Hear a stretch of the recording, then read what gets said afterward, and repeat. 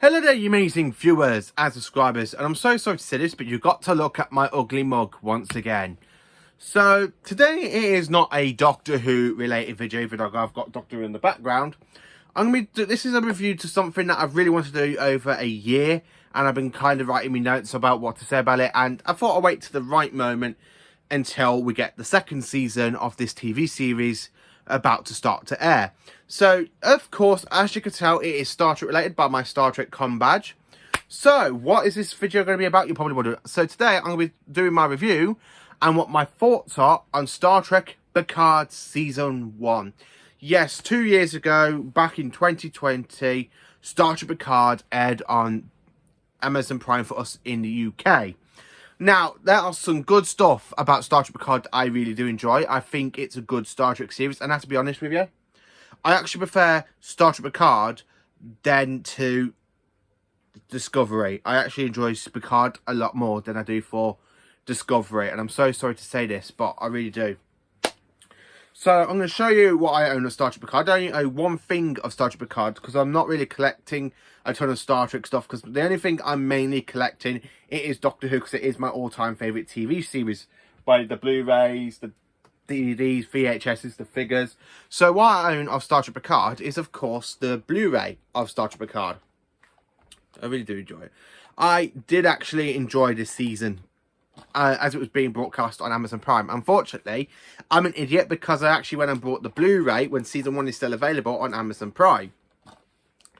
Yeah, you know, you can shoot me. I got it on Amazon Prime. I've got it here on Blu-ray. You know, I've got it basically twice. Once on the Xbox, one on Blu-ray. So, I'm going to break down of the stuff before getting to my review of what I actually enjoyed about Star Trek Picard.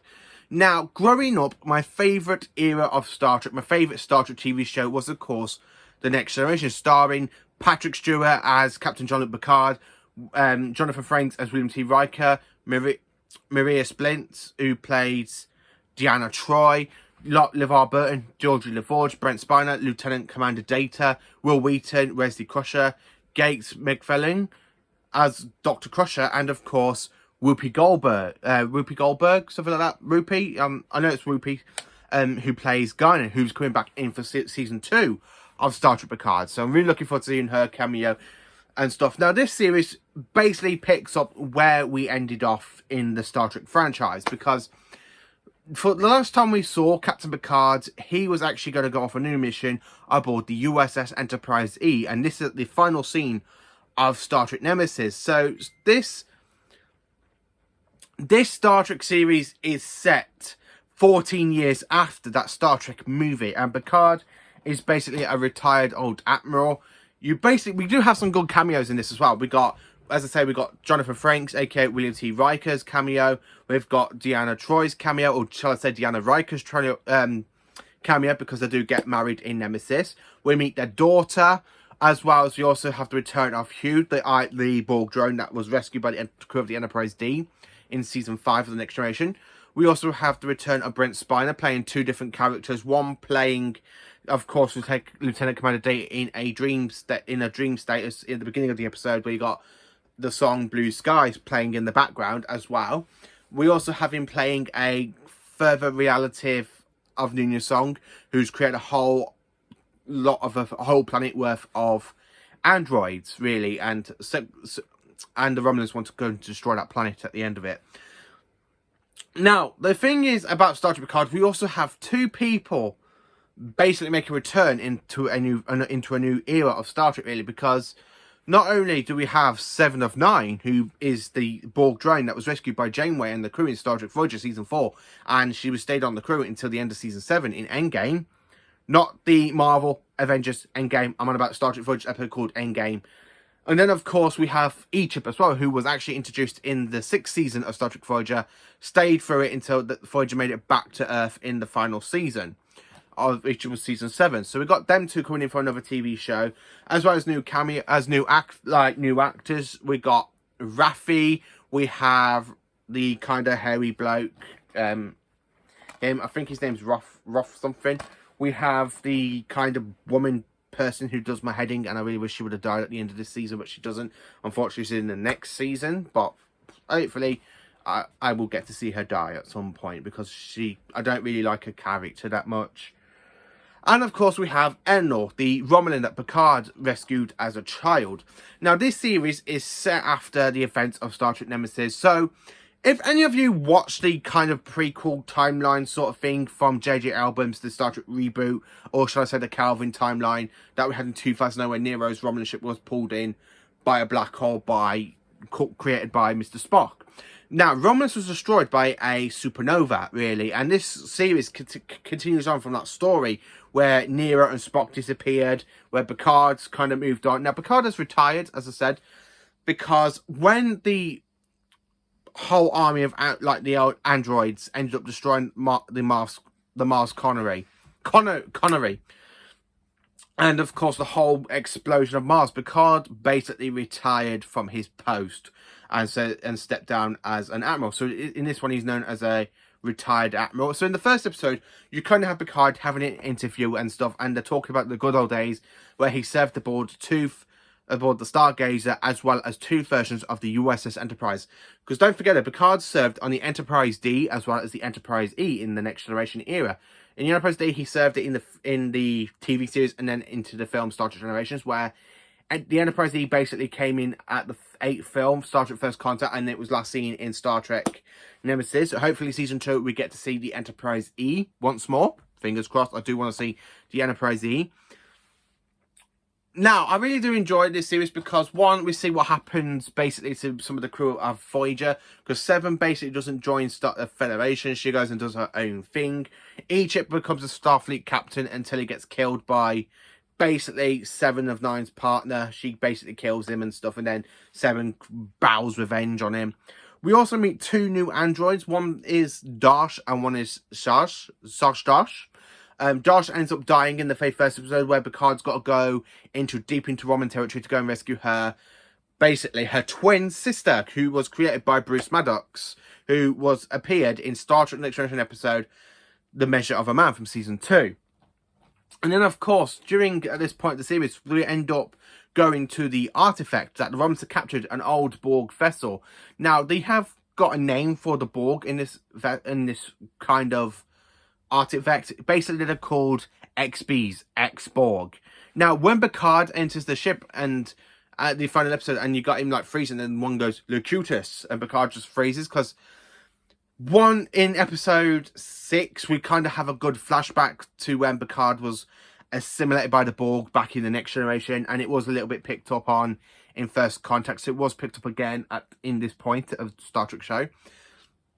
I like the fact 7 and 9 ends up connecting up to the Borg, like into the Borg cube, and then she becomes like a different kind of Borg queen, until the Romulans basically flow all the Borg out of evacuating the whole ship.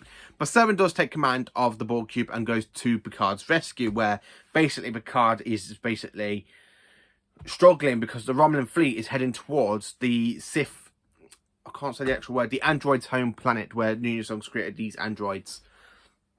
Now, you do have these kind of plant sort of things that can collect onto a ship and pull it down onto the planet's surface. It does it with the Borg ship. Now, I love the fact when you, like in episode 9, and you got 7 literally kicking a Borg body off, or a Romulan body, and she goes heads up, and then you got Voyager's kind of theme playing in the background going do do do do do do do do do.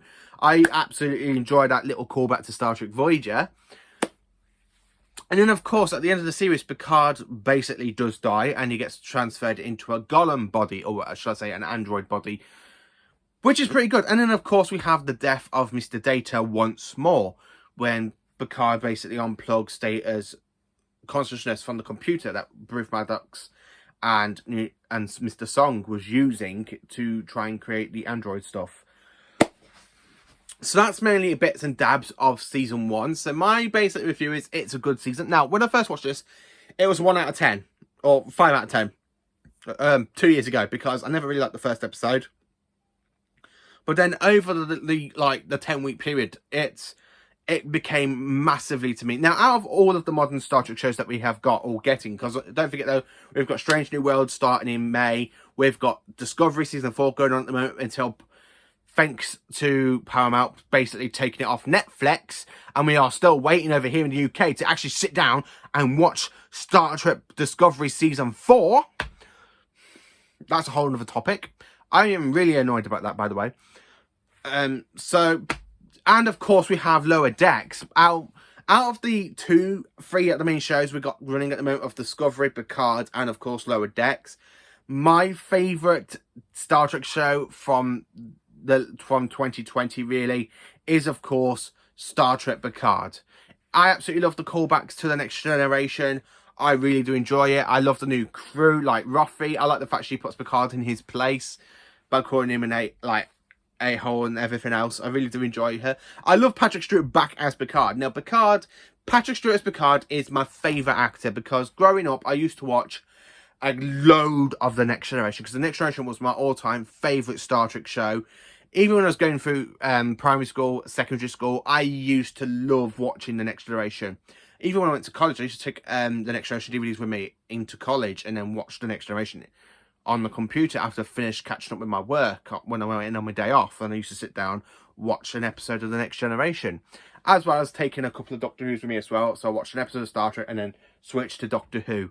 Because don't forget though, Doctor Who is my all-time favourite TV show, where Star Trek is my second favourite kind of franchise.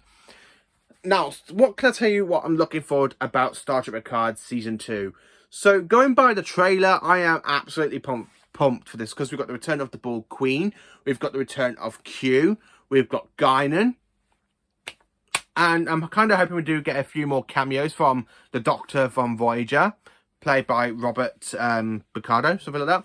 I do hope we get some more cameos in between season 2 and 3, because it's been confirmed that Star Trek Picard is going to end after its 3rd season. So I am hoping that in between season 2 and 3, we get a load of cameos from people from the Next Generation, the rest of the Next Generation crew. A few more Voyager cameos would be good, as well as cameos from Deep Space Nine. I would actually love to see Picard having to go to Deep Space Nine to have a meeting with Quark about something, or he's got to go and talk to Kieran Reese and everything else, because Picard was basically one of the reasons why Bajor joined the Federation before it basically went on to Commander Sisko in Star Trek Deep Space Nine. Now, Star Trek Picard, I absolutely enjoy it. Now, it's a lot better for me than Discovery. So far, I have to say, it's Picard, Discovery, and then Lower Decks. Because Lower Decks is the kind of weakest sort of Star Trek show at the moment. But there again, though, it does have more connections to the past of the Star Trek series, like Next Generation, Deep Space Nine, and Voyager. They do reference a few stuff, including the TOS, where Discovery only basically mentioned Enterprise in season 1 when you got Jonathan Archer, and then again when they go to Kronos in the final episode of season 1 of Star Trek Discovery. So I do actually enjoy Star Trek Picard. I think it's magnificent. It is great to see Patrick Stewart again as Picard. So back in 2017, when he announced he was coming back as Picard and he did an entire whole video, I was absolutely amazed, because when he sits there with the microphone saying Jean-Luc Picard is back, and the way you guys get the whole video and you got the whole crowd just screaming, I think it was on the Star Trek cruise or Star Trek convention in America. It's when you watch that on YouTube, it's like, Picard's back. Yes, I really do enjoy Picard. I love the fact we got Patrick Stewart back as Picard as well. I'm a little bit disappointed that we got only 3 seasons, but it is understandable. Patrick Stewart is 89 years old now, coming up to 90, I think. So it is about time he probably wants to quit playing TV roles and enjoy his retirement, because he is getting to that age now where he should have retired a couple of years ago. But in fact, though, I do actually enjoy Marvel as well. So when he came back to do Logan back in 2017, I really did enjoy that. But I have to say, out of Logan and Star Trek Picard, to see Patrick Stewart in, I'm more glad we got another Star Trek series of Captain Jean-Luc Picard, or should I say Admiral Picard, or should I just say Jean-Luc Picard. It's a shame we're not really going to get another TV series out of him. I would have loved to see season 4 of Star Trek Picard an end after season 4, but I'm okay with it ending season 3. I mean, he is getting old, and filming does take a lot of time to film a Star Trek series. It takes around about 8 to 9 months to film a Star Trek season, where back in the 80s and stuff, it used to take up to 10 months to film a Star Trek season. So because these seasons are literally like 10 episodes instead of having 26 episodes, I can understand. So basically we've got 30 more episodes with Picard in them, going from season 1 of Star Trek Picard to season 2, season 3. So let me know in the comments what you thought of Star Trek Picard. Do you think it's a great Star Trek series? Is it one of your favourites? Let me know in the comments. Please do like, subscribe and share. And please join me when I say this. Make it so.